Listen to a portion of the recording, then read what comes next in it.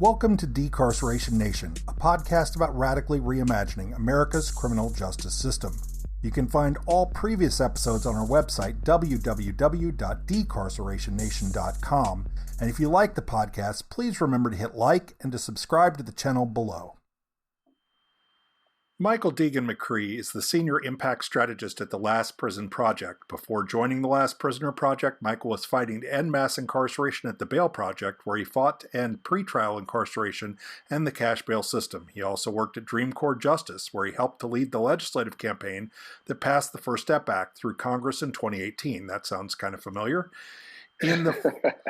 In the following year, he would help to pass the Dignity for Incarcerated Women legislation in 4 states, in addition to helping to write and pass the Primary Caretakers Act of 2019 in the state of California.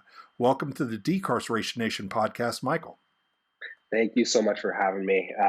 Been a long-time listener, a huge fan of your work outside of this podcast. So really happy to be on here to have this conversation with you today. Yeah, I always ask the same first question. How did you get from wherever you started in life to where you were working to pass legislation and ultimately working at the Last Prisoner Project? Yeah, that's a good question, and depending on how I answer can be a heavy one, but I think there are a lot of factors that played into how I got to where I am today and dedicated to ending mass incarceration. A big part of my story is that I'm adopted. And through that experience, I was directly impacted. One of my birth parents was incarcerated for a portion of time. And so from a very young age, I was directly impacted, but was not really aware of this fact.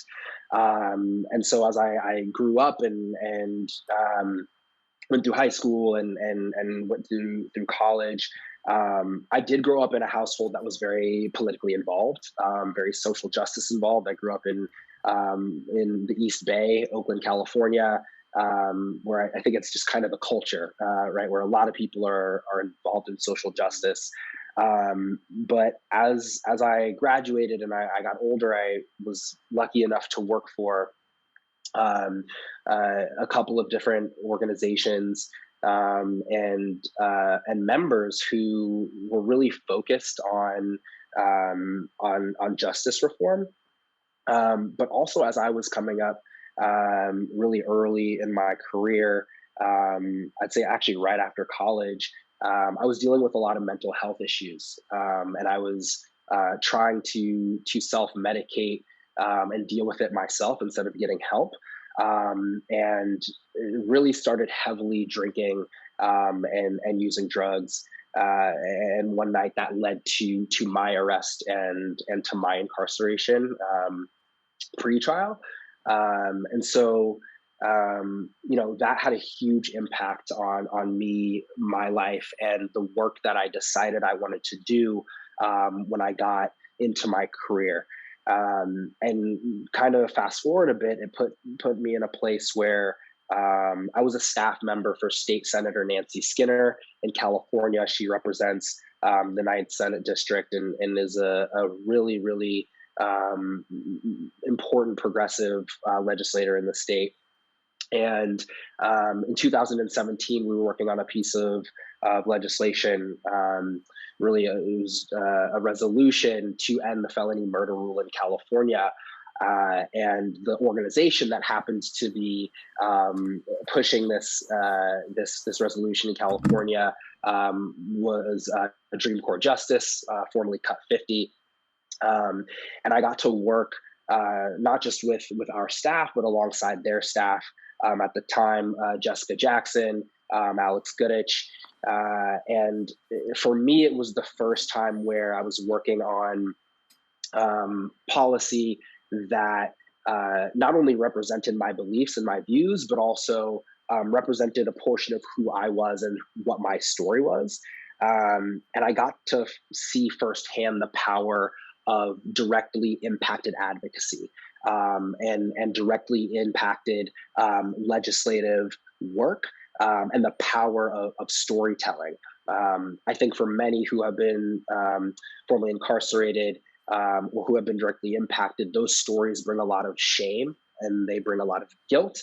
And they're portions of ourselves that we hide, right? And that was the first place where it was the opposite. It was no, your story is your superpower, right? The failures that be of the criminal legal system and the intersecting systems.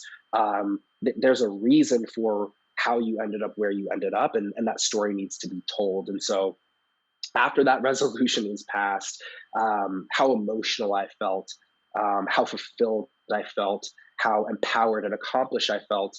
I knew that criminal justice reform was the avenue I needed to walk down as an advocate and become more of an expert on, so that I could play my role. And so, since then, I reached out to Cut 50 to see if there was a way I could become more involved. I was really lucky to be hired on as their policy associate. And that really, I always say, was where I got my feet wet and I learned how to swim. The leaders of that organization, Louis L. Reed, Topeka K. Sam, Jessica Jackson, and so many others taught me how to use my story and also how to develop myself as it related to understanding policy a little bit more, but then also find my skills of using my voice and being an advocate for the overall movement. And so, that then led me into working at the Bail Project, where I was able to do some pretrial incarceration work and fighting to end cash bail, which was so close to my heart because that was more in line with my story and the experience that I had. And then I was able to work with other organizations through this position of being the national partnerships coordinator and policy analyst. And that's how I started to work with Last Prisoner Project. They hosted a education raiser where Reform Alliance, which is another great organization, LPP, and then the Bail Project talked about the different avenues of the movement, right? Parole and probation, pretrial incarceration, resentencing, and automatic expungement in cannabis justice policy. And I really became interested in the work that they were doing at LPP because it being threefold of direct advocacy, policy reform work, and reentry work as a proof of concept for communities of color and impoverished communities, and really trying to shrink the footprint of incarceration in this country became a huge interest to me. And so, I feel like I have hopped around as it relates to the different portions of our system that we'd like to see abolished, we'd like to see reformed. But it's been a really great experience, and I get to meet people like you who are doing this great work and have these great conversations and learn about experiences and stories. I don't want to speak for everybody, but I can speak for myself in saying that it's also been a really healing experience to find my folks and fight for the ending of mass incarceration in this country. So I've wanted to have you on for a while because while I have talked about drugs in general, I've not really done any episodes about marijuana justice. Right. Can you talk a little bit about the history of the criminal enforcement of marijuana laws in this country? Yeah, so cannabis justice finds itself within a category that you just said that you have talked a bit about, which is the war on drugs, right? And what I think we like to concentrate on when it comes to cannabis justice is the fact that as a part of the war on drugs, that highly targeted, impoverished communities of color, and place draconian sentencing as it related to those defined offenses.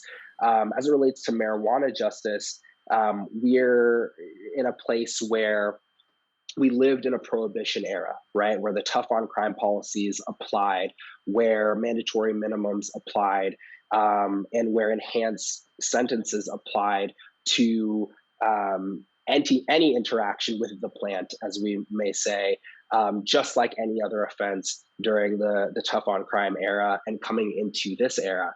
But the difference that we're trying to make is embedded in a reality, right? And this reality is that we are now trending in a direction where cannabis is seen as a healing agent, and it is also seen as no longer being a threat to public safety, and a market that folks are now getting involved in as a legal market and moving away from a prohibition era. And so the conversations that are so important, that we're trying to ignite, that we're trying to lead on, and that we're trying to empower others to speak about is how cannabis has for such a long time, and as we know, federally, is still very much attached to this war on drugs, to a stigma around illegal narcotics, and try and move folks out of that space and a true understanding of cannabis, but also um, how our criminal legal system has, like amongst other things, very much gotten it wrong, and that it should no longer be seen, one, as a Schedule One drug, but also that the harsh penalties that have accompanied the possession or the sale, or the use of cannabis, have always been oppressive, have always been unjust, and should no longer be treated as such. So, if I go out my door, get in my car, drive down the street, there are probably as many cannabis dispensaries in my neighborhood as there are anything else. Right. But my understanding is that a shockingly large number of people still get ticketed or arrested for for cannabis Right. every year. Is that fair? Yeah, that's very fair to say. Right now we are in a place where 37 states practice some form of of non-prohibition policy around cannabis, whether that's full adult use, recreational, whether that is adult medical use, or there is the decriminalization of cannabis, right? And so in various places, you'll see different types of setups. Like in my home state of California, it is recreational use. You can go to a local dispensary, and it's like, walking into a bar, right? They check your ID, they let you in, and you can purchase whatever you want. But then there are other situations like the District of Columbia, right, where it's decriminalized, but there's no free flowing market. And so the experience still feels very criminalized, whether it's decriminalized or not. And as we can get into later, law enforcement still uses cannabis as a leverage to search, right, personal property, to seize property, and also just to impose control over communities of color and impoverished communities as well. And so, like you said, although it is legal in some places or it's decriminalized in some places, the the overall approach, the societal view has not changed, right? That stigma is still attached to it. And so it's still, in many places, when it says decriminalized, can still, for a certain individual, mean that you're still going to be arrested, right? Or you're still going to get a ticket, or you're still going to have to pay a fine. And for those who have been, oppressed by the system in general, more times than not, you will probably still find yourself arrested in the back of a law enforcement vehicle. And so the work that we do, or part of the work that we do, is awareness campaigns about that, and then work that tries to lessen the possibility of that happening to people. And then that also creates a lot of inter and intrastate problems. Like I've seen stories of people who, purchased marijuana legally in one state, got in a car, drove to another state where it's not legal, and then get Right. caught up in that because of what you're talking about in terms of searches. You know, with such a, for lack of a better term, kind of federalist patchwork of state laws right now. And Right. the problem with the federal enforcement, I think I remember when I was incarcerated, I knew a guy whose brother had opened a marijuana business, and then the feds came in, even though it was legal in the state for what he was doing, the feds came in and shut him down. Right. So how are you all working in this kind of patchwork of states to try to, or state policies to try to come to or fix any of these problems? Right. Well, first I want to touch on just kind of the experience that you just brought up, that one of your friends experienced, because we have folks that are just like that as well, right? Where you may not even see the plant, right, or touch the plant, but your involvement in any operation outside of a legally licensed market makes you vulnerable to law enforcement. We have stories of our constituents at the Last Prisoner Project who either lent their vehicle, right? They might own a trucking and transportation business, and just lent their vehicle to somebody who was transporting cannabis from a legal state to or through a jurisdiction where it's illegal, and they have been caught up on conspiracy, right, and sentenced. We have constituents who have held money, right, for folks who have sold outside of the legal market and have also been incarcerated for that. And so there's so many ways that law enforcement can leverage their tools as it relates to prohibition law and prohibition policy around cannabis. And so those are some of the things that we're trying to fix. But as it relates to our policy work at the Last Prisoner Project, there are really two different approaches, two different reform policy efforts that we give that we're really concentrating on. And those two different things are resentencing and then automatic record clearance. And so, these are two really, really important portions of the work that we do.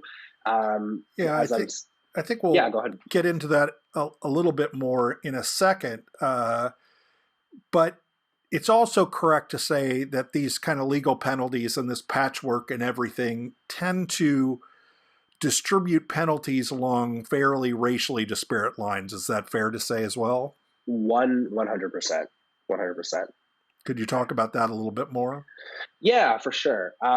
It's really well known that in our market or in our communities, that white folks and Black folks use cannabis at pretty much the exact same rate, right? There is no big difference on how much the Black community is using marijuana versus the white community, but we know that there is a huge gap,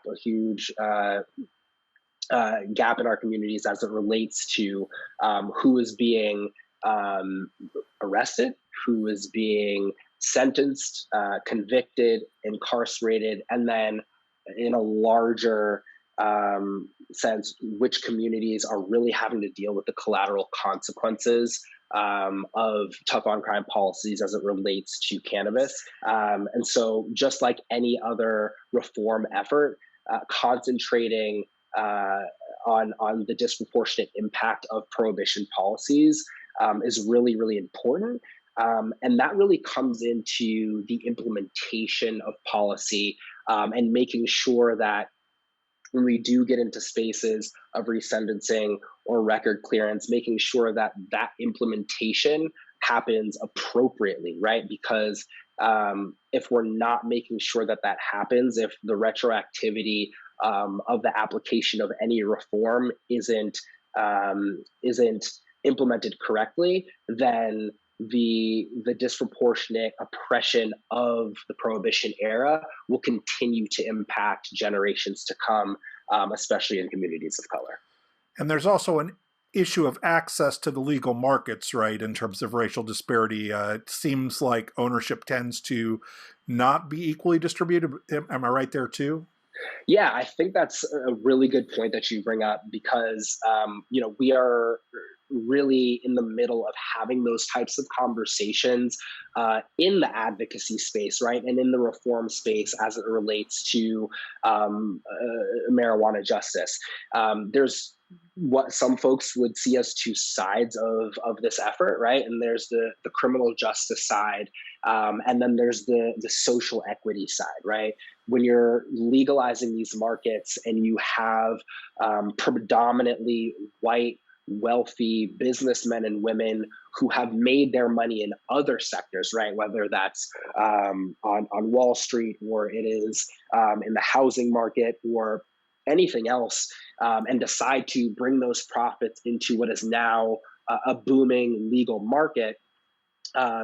You have a leg up, right? Already having that liquid cash, that capital to start your own business.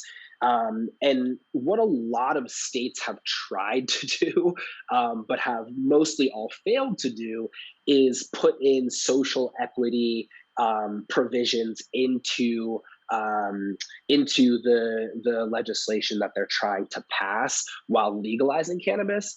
But at this moment in time, there has been no successful blueprint of a program that really advances the ownership and the shortening of the wealth gap for communities of color and impoverished communities and impacted communities as it relates to the ownership of a cannabis dispensary or grow operation. And so it's an ongoing conversation. It's a difficult conversation to have because I think we all recognize the importance of restorative justice as it relates to equitable opportunities for communities that have been impacted. But unlike the criminal justice side of the conversation, there's far less data on what a successful equitable program looks like as it relates to this new legal market. And we recognize how important that is, especially in healing the wrongs that have been imposed on these communities. And it's important that we do arrive at that space. But it is a conversation that takes a lot more thought partnership based on the lack of data that we have as it relates to that portion of the work. But it is vital to moving us forward into a space that is equitable and that is fair. We've been seeing a massive and often legal backlash against the notion that structural racism exists in this country. Yeah. Oddly enough, I feel like over-policing of community of color, all the stuff we're talking about is part of this structural bias. Do you want to talk about, where we are as a country when it comes to addressing racism? Wow. It's a very weird time right now. We got a lot of crazy stuff going on. It really is a weird time in our country. It's not a shocking time, at least as a Black American. I'm not shocked, but where we currently are is, in a sense, a new version of rewriting history, right? This is truly a revisionist effort on the efforts of some who are not willing, able, or stable enough to have a conversation about the systemic racism that not only continues to oppress communities of color today, but that racism, in fact, is the the structural and also economic uh, uh, oxygen of the United States, right? We were founded on the belief that a portion of our citizenry was more than another, right?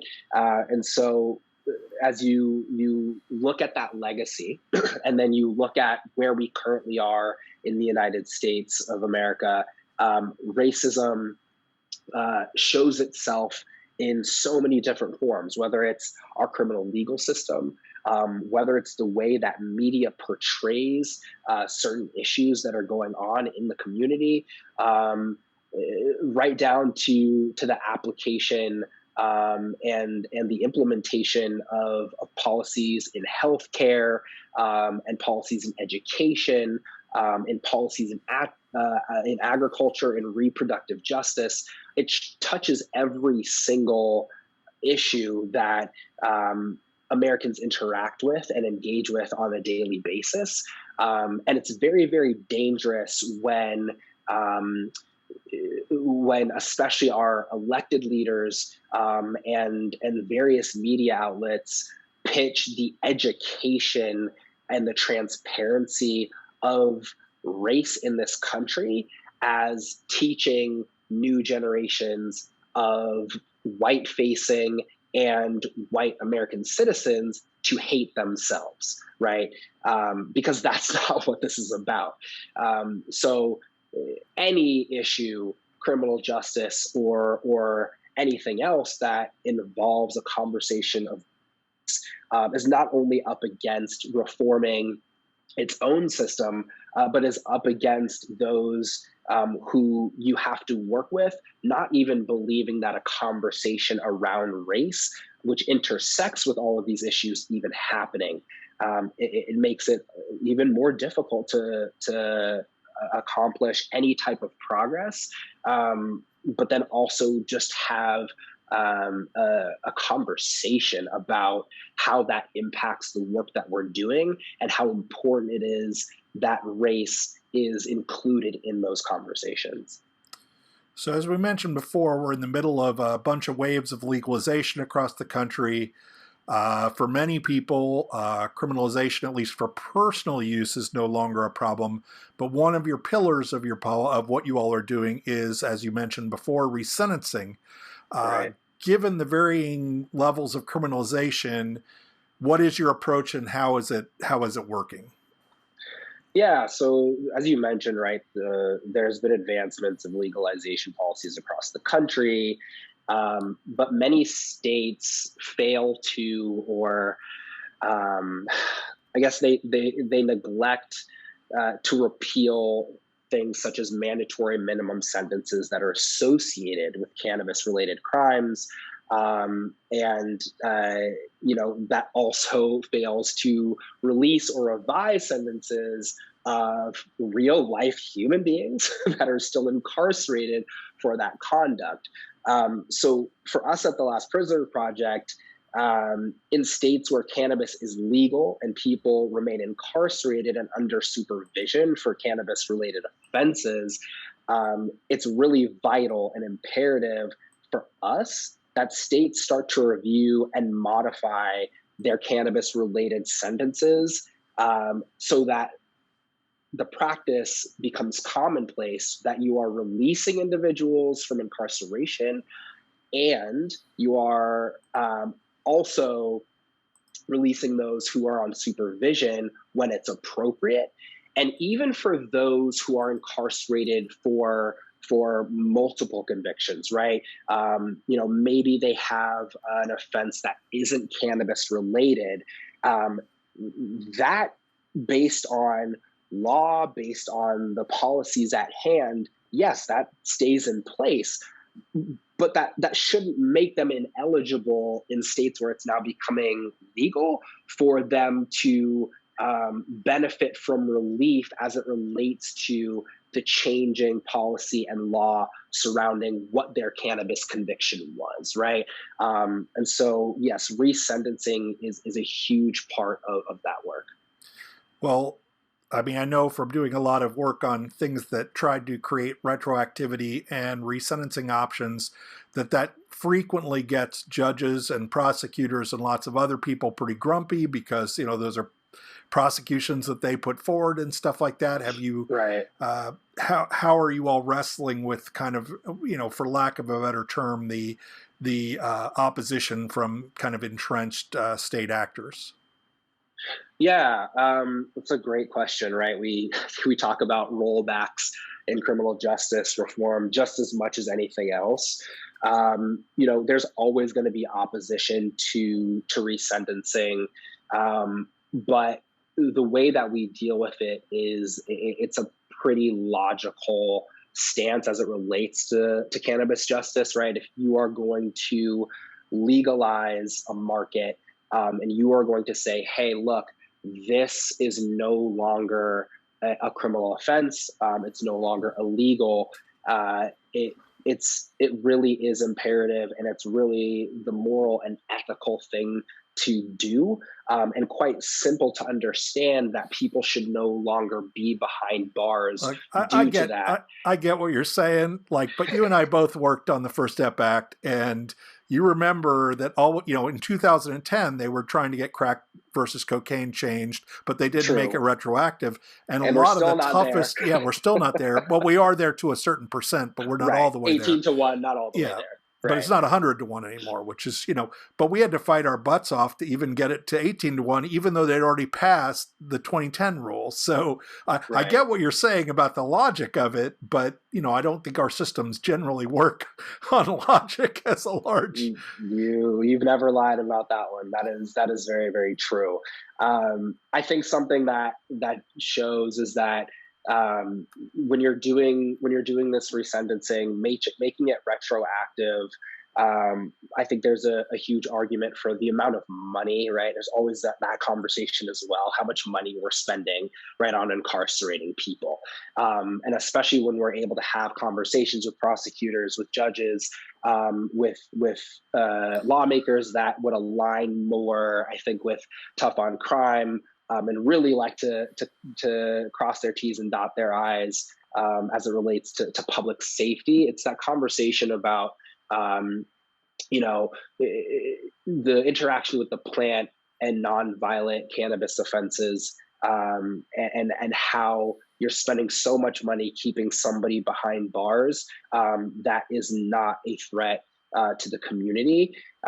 Having that conversation and then easing them into, that resentencing and the application of that resentencing for folks that are still under government surveillance, has gone very well, in our interactions as it relates to awareness campaigns, legislative campaigns, so on and so forth.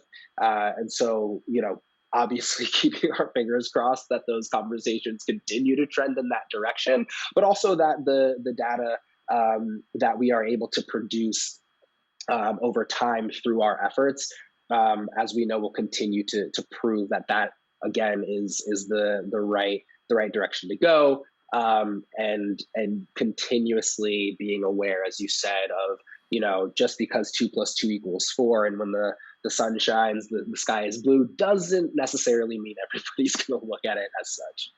Well, I mean, that raised, your answer to that raised a couple more questions for me. The first one is there's a lot of people who, some of their charges are pot related, some of them can be charges of violence, and some of that is because of the fact that it's criminalized, that creates, in a lot of senses, the violence. Does y'all's work on resentencing and at the water's edge of people who are doing nonviolent, cannabis use, or?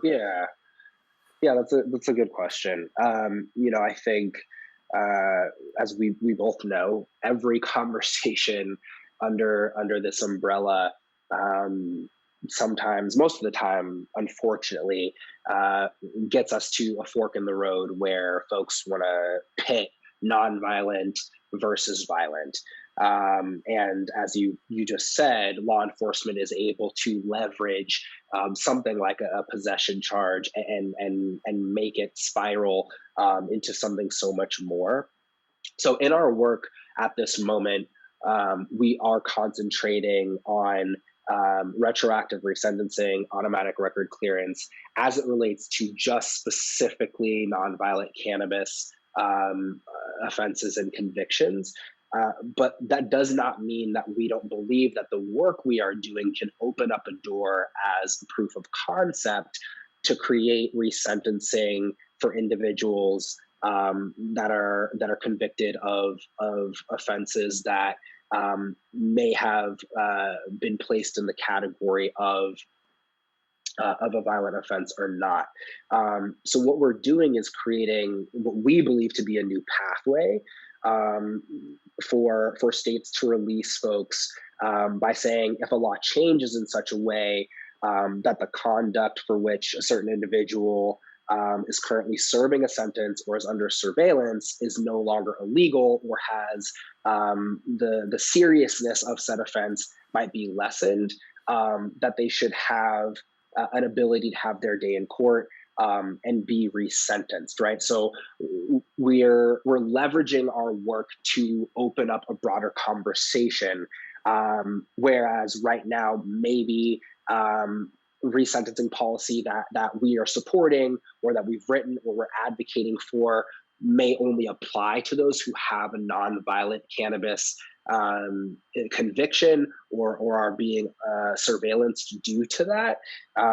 We also attach to our messaging when this conversation is also brought in as a part of the work that we're doing, that we believe that cannabis resentencing is that proof of concept to demonstrate to lawmakers, to the courts, and to the public that resentencing as a broader scale campaign should be what our community is working on, what it's pushing for, and when again those laws do change, that there do need to be automatic vehicles that bring relief to those who are serving sentences, not only just for cannabis or cannabis and another offense, but all offenses across the board. Yeah, I think I mostly asked that because I know you all have done some work with Micheal Thompson, who's Right, from Michigan, and his right, case was infinitely more complicated than just a simple nonviolent possession, and ultimately he did get relief. And, so I was just, I'm curious about how those things bridge, given, that you have been involved, at least in some cases, with folks who had more.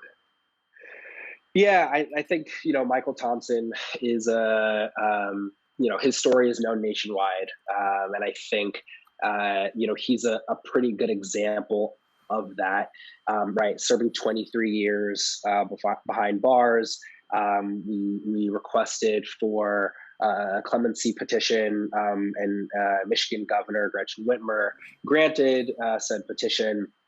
And I don't think it's too much of a secret that what we did is we leaned heavily on the cannabis part of his conviction, right? That using that again as a I guess as a launching pad Yeah, I mean, just or to at least clarify for people leverage. who might not know, this is an example of habitual sentencing laws where several different things can happen together at once and trigger a very long Right, sentence. In his case, it would have probably been 60 or more years. right. Uh, and by disaggregating that, you were able to kind of get past some of that because of the pot being one of the triggering conditions, correct? Yeah, exactly. And so, we were able to get Micheal Thompson out. But as you said, his case is a prime example of cannabis being used as a leverage for law enforcement to then stack charges, one on top of the other, in order to impose a very lengthy and what we believe to be draconian sentence, and then conviction.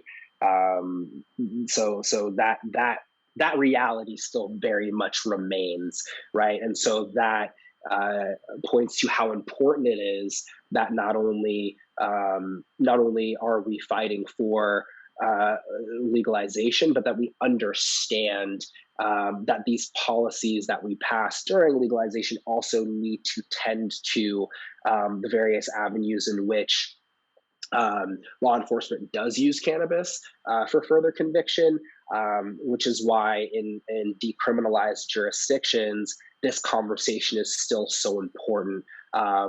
Again, as it relates to using it for further charges, and also how much it impacts communities of color and impoverished communities. Yeah, and I mean, I think for the vast majority of folks, I mean, hundreds of thousands of people, a pot charge has didn't end up necessarily in long-term incarceration, but does have really real impacts on your life on an everyday basis, just like any other criminal charge would, regardless of how much time you serve.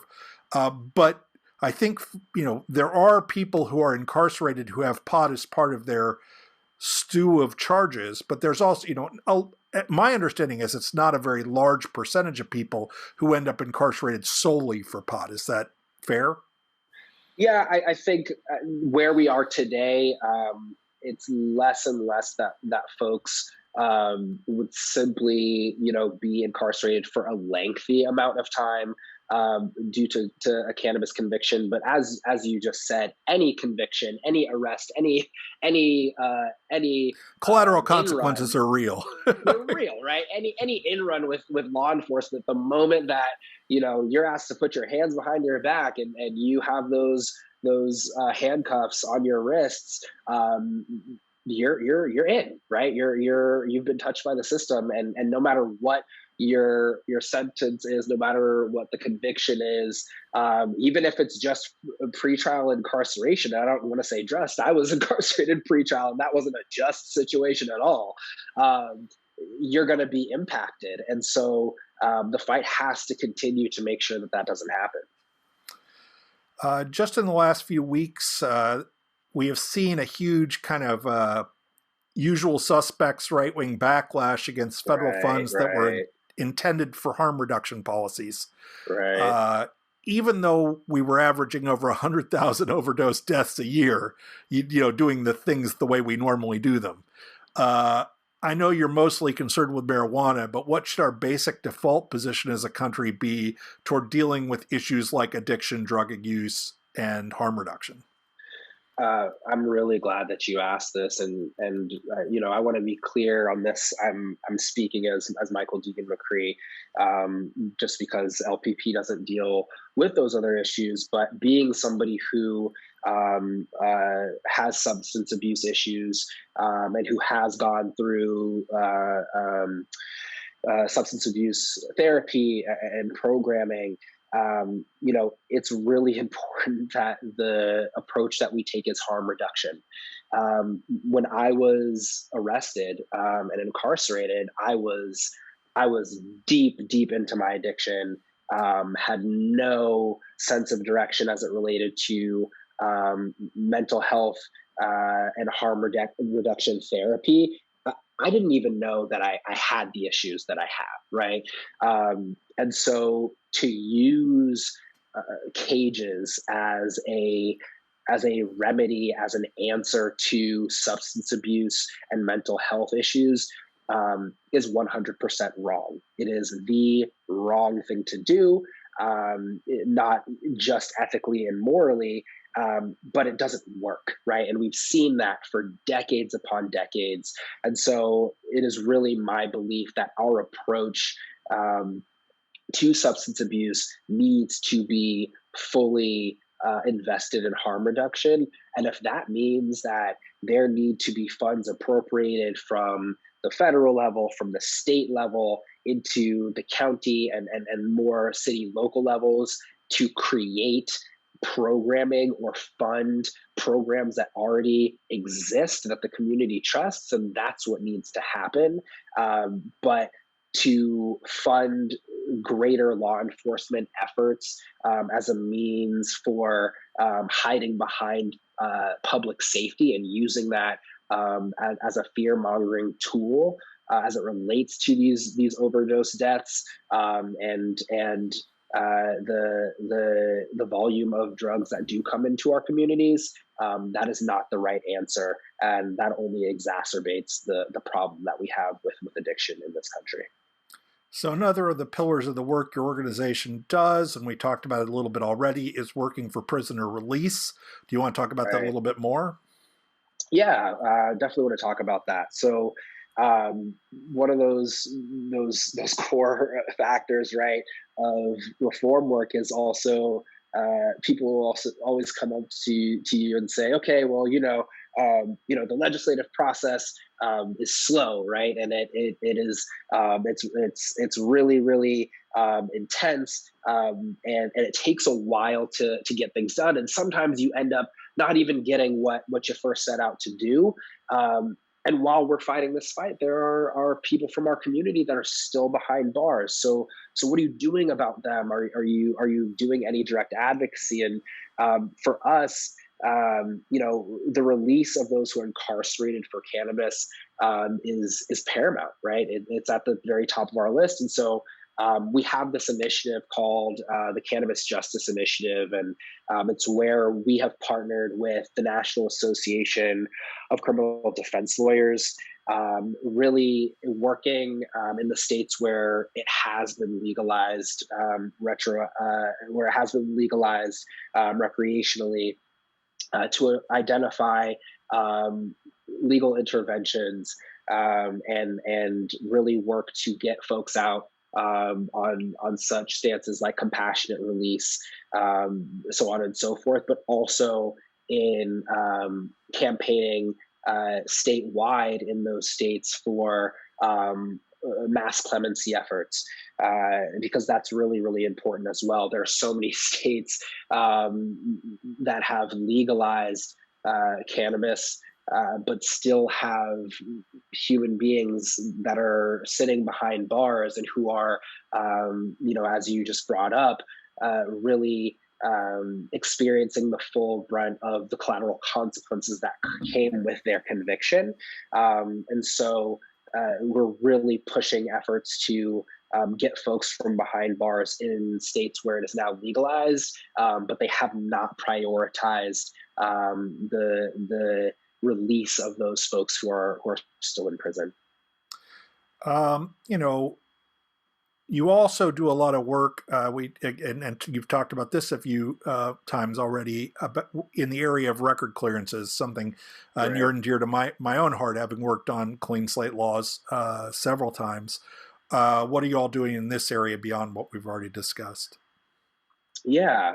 So automatic record clearing is really, really important, as you just said, because a criminal record can be a huge barrier to many things for somebody who's been incarcerated, right?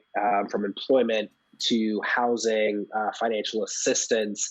And so, it's unsurprising that in many areas, data shows that people released from incarceration fail at properly coming back into our communities, because they don't have the proper resources in place.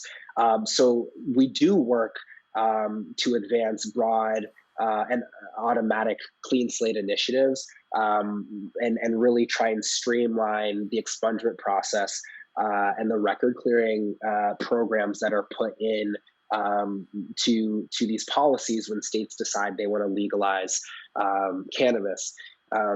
But for us specifically, one of the policy campaigns that we're working on right now, that I think is a great, great example of this work, is a bill that we are advocating for and pushing in the state of California, which is being carried by a Bay Area representative who sits in the assembly, Assemblywoman Mia Bonta.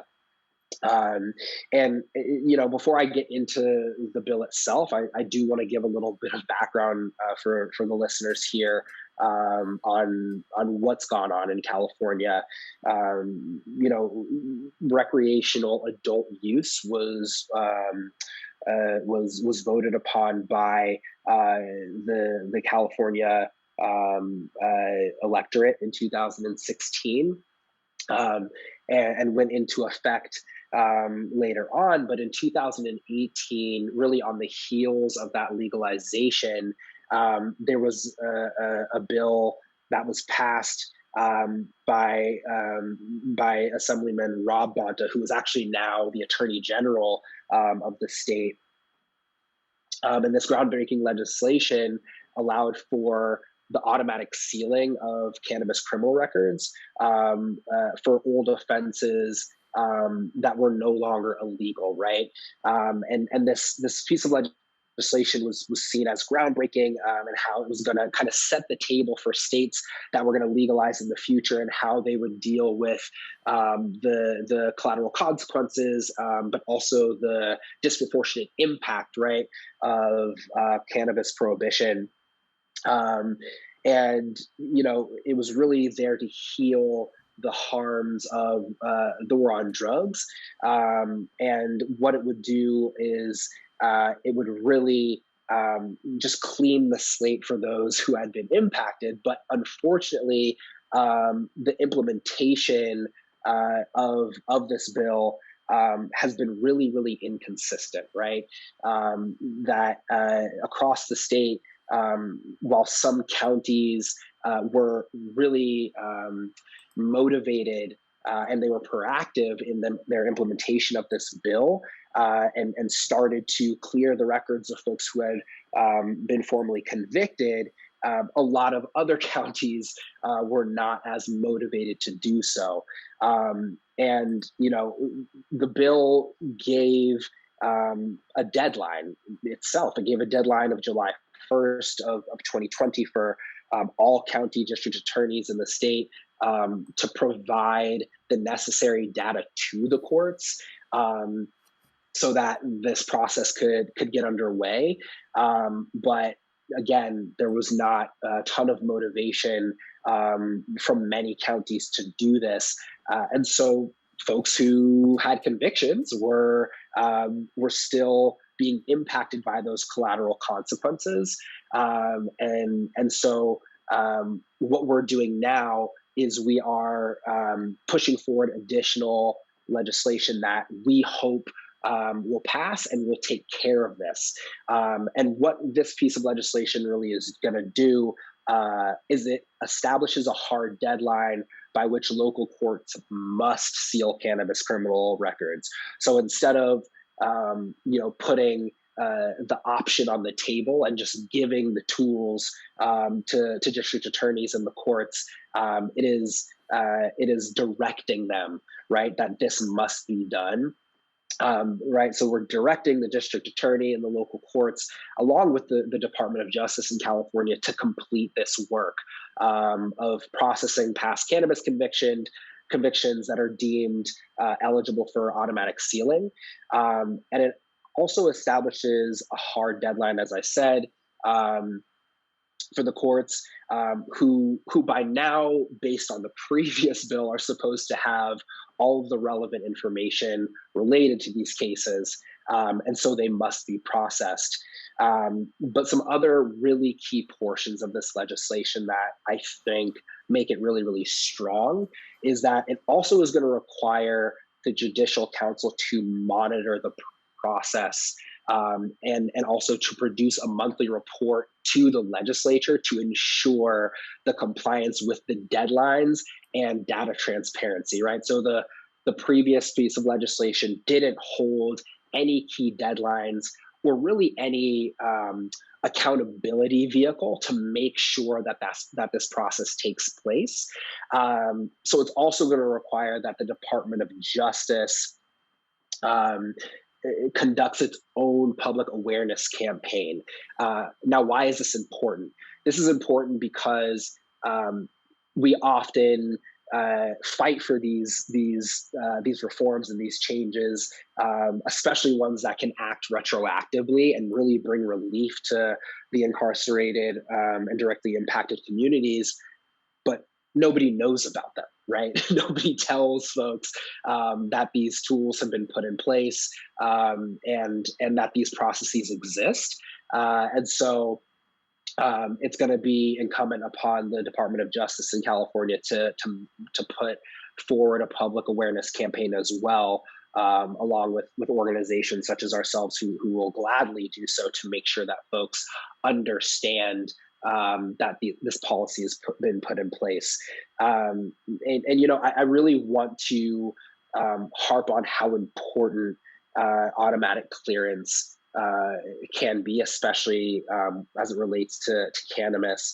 The process of having your record automatically cleared brings so much relief, and gives so much agency to an individual, and allows for them to really write their next chapter without the imposition of government surveillance, or collateral consequences. And by way of that, can really help to heal a community that has been vastly impacted by this prohibition era. Automatic record clearance is at the very, very top of the work that we're doing at LPP, and is very, very important, not only to our constituents, but to the greater criminal justice movement at large. Last Prisoner Project is also involved in reentry. What are y'all doing to help folks with marijuana charges be successful in returning from incarceration? Yeah, that's also really, really a big part of our work. And I think it's one of the big intersections between the work that our policy team does and the work that our impact and reentry team is doing as well, right? Just coming off of talking about automatic record clearance, that's really, really important in order for folks to be eligible for certain programs that can help them transition and get back on their feet. But as equally as important is showing folks who are directly impacted, our constituents here at LPP, a roadmap, right, a blueprint of what that looks like. And so there are many programs and initiatives that we are running, but the foundation of our reentry programming from the very start was our micro grant program. This specific initiative is literally for anybody who has been directly impacted by the war on cannabis. So whether you spent time behind bars because of your involvement with the plant, if you spent time in pretrial incarceration, if you are the brother, sister, aunt, uncle, parent, or child of somebody who's been impacted, we are giving out micro grants to help assist those stay on or get back on their feet, and really relieve the economic punishment that many are experiencing due to being impacted by cannabis prohibition. So a lot of our candidates and constituents initially apply because they just need a little bit of financial assistance, but we also really are trying to pay attention to for what, right?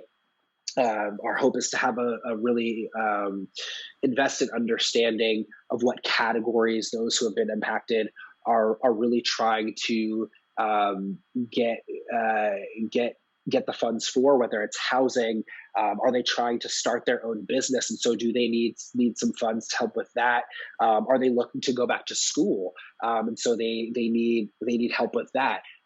We also this program isn't just about folks who are already home. It's also for constituents of ours who we are working with through our Cannabis Justice initiative, which I mentioned earlier. They may have loved ones who are on the outside that do need this assistance because the lack of support that they have because they have an incarcerated loved one is really impacting them. We have a constituent whose child is now going off and trying to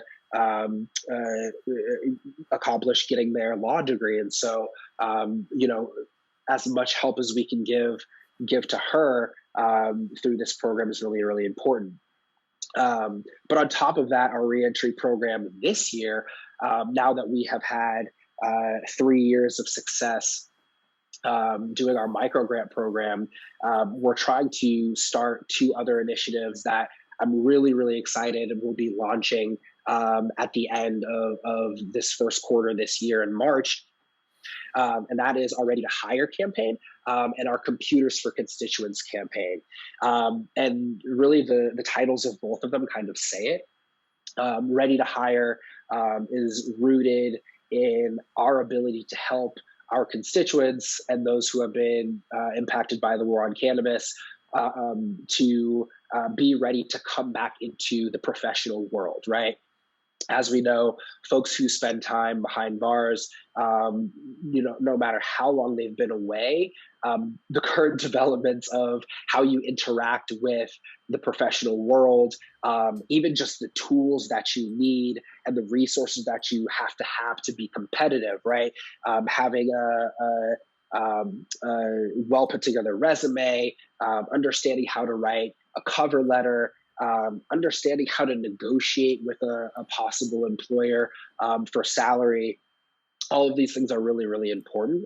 And so our Ready to Hire initiative is about partnering with organizations who are in the cannabis space and who are outside of the cannabis space that are willing to help our constituents get the upper leg that they need in this industry, and really advance their ability to build a career for themselves that they can take pride in, and that they see as a foundation for their own lives moving forward.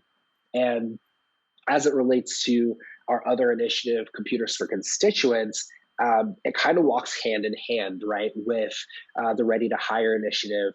We're partnering with organizations that are willing to either one, give direct resources. So as we know, a lot of organizations, they buy computers for their employees, and at a certain time, they decide to buy new computers for their employees and just have a backstock of very, very advanced computers and laptops that they are not using anymore. And so we're partnering with organizations that are willing to give and understand the importance of giving and donating computers for our constituents to use for professional and educational advancement.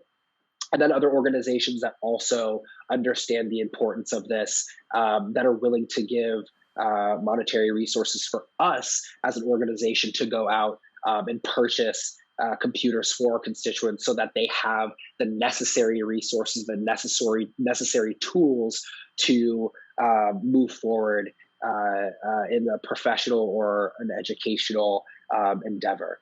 And so, one of the things that I want to say that's really, really important about reentry work as a whole is that we can pass as many pieces of legislation as we fight for, and hold the powers that be accountable for the implementation of these policies.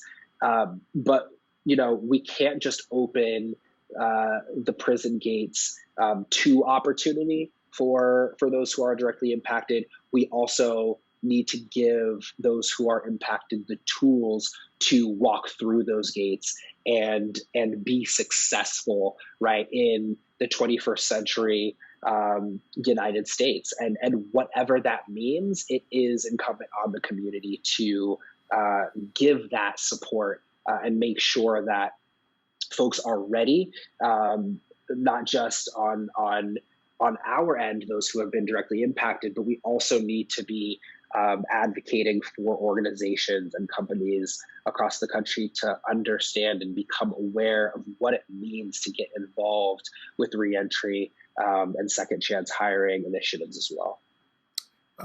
So we're entering into a 2022 election cycle that seems outwardly hostile to progress on the issues that we're talking about. We've got a media environment that's definitely pushed against that. And we still have a lot of people in this country who seem to feel that marijuana is dangerous and represents a public safety problem. Right. What are you all doing to try to change the narrative around that stuff?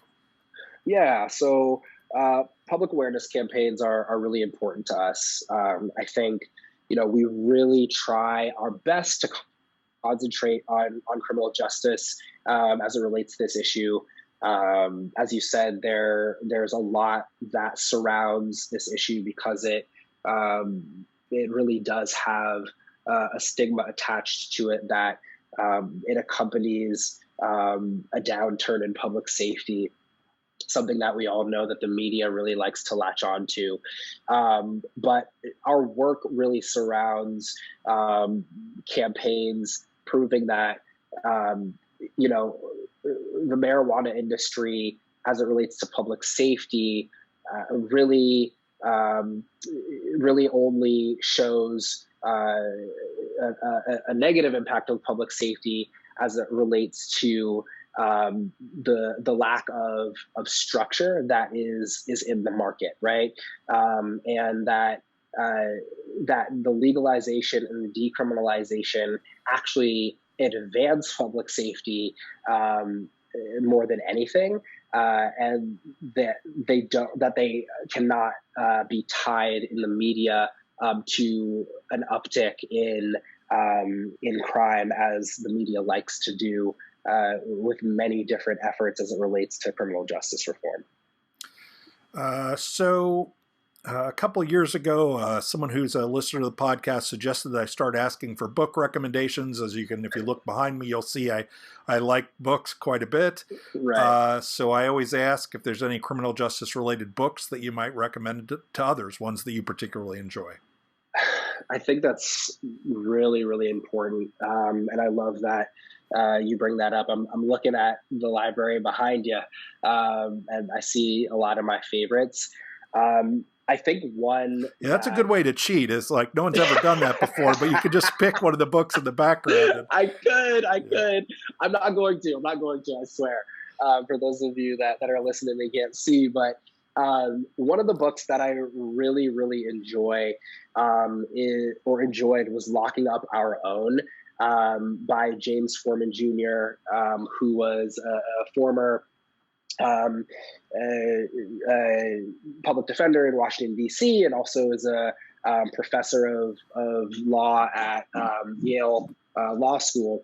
And the reason why I'm picking this book specifically is because it talks a lot about the involvement that communities of color and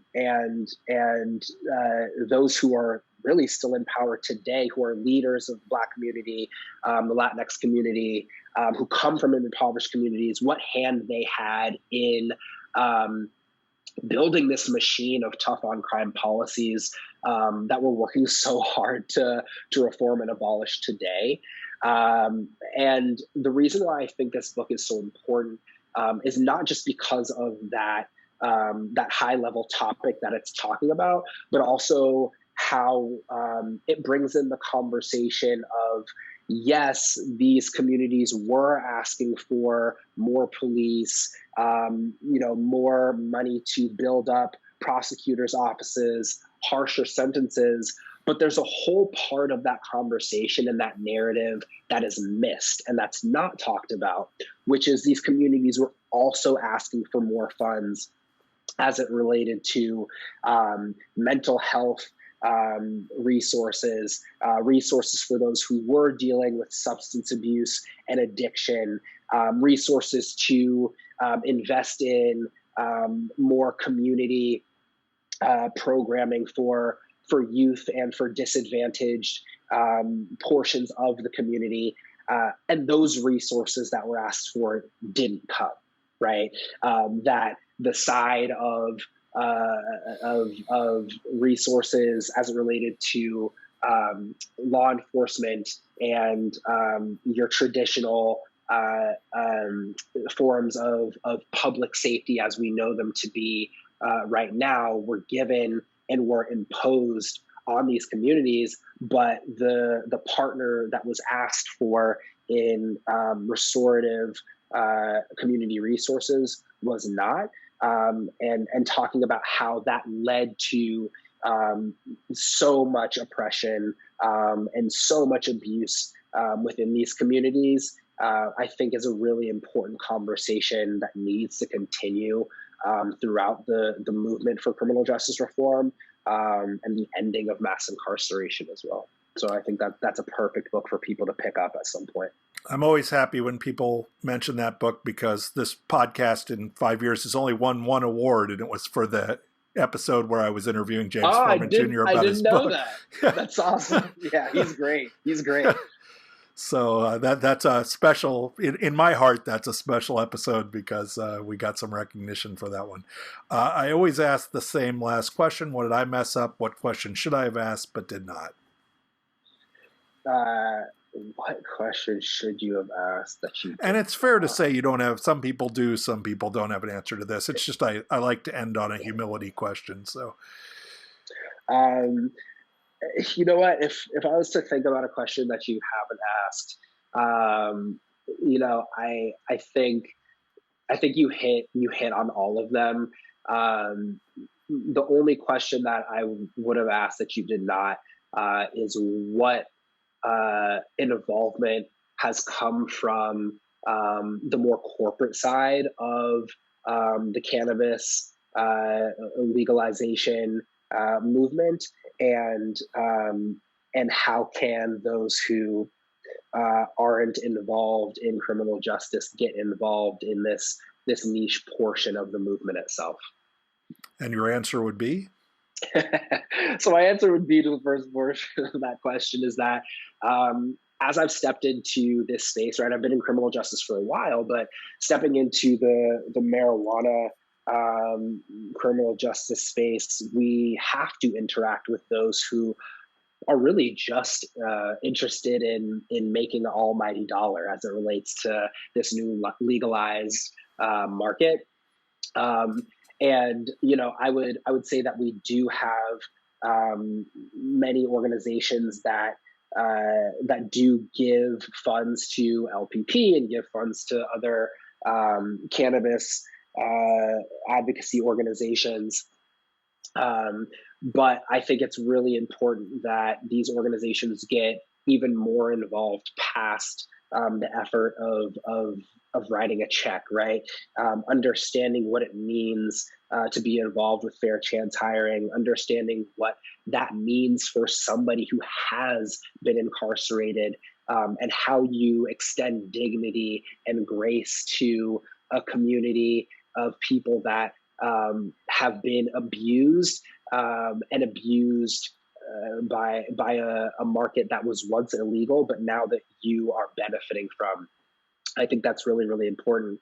And then to answer the second part of that question, for folks who, you know, are listening to this podcast, or who are first-time listeners, or maybe who haven't given much thought to the intersection of cannabis and criminal justice, I would really encourage you to go to our website, which is www.lastprisonerproject.org, and you know, spend half an hour grooming through you know, some of the pages of the campaigns and initiatives and programs that I've referenced during this interview, and get involved, right? Reach out to our organization about ways in which you can get involved. We have a letter writing campaign where you can write back and forth with a constituent of ours that's still incarcerated. You can donate to our micro grant program that is helping folks who are coming home get on their feet.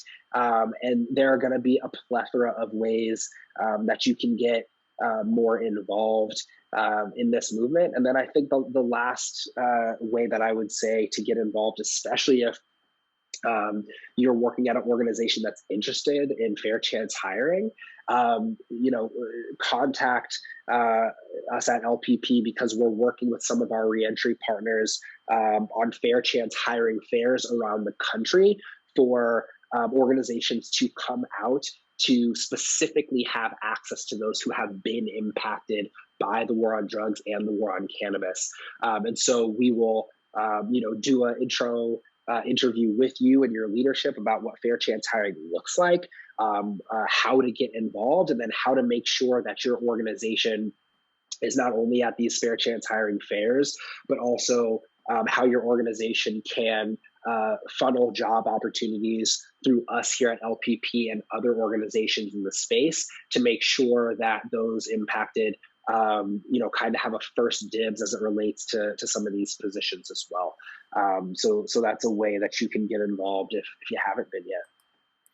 Well, thanks so much for doing this. It was really nice of you to take the time, and I'm really glad we finally Thanks got for you having on. me. Yeah, I really, really appreciate it. And how much I love this podcast in challenging the way that we talk about ending mass incarceration and the impacts of the criminal legal system. There needs to be more like it. There really, really does. So thank you so much for the work that you're doing, and also for having me on today.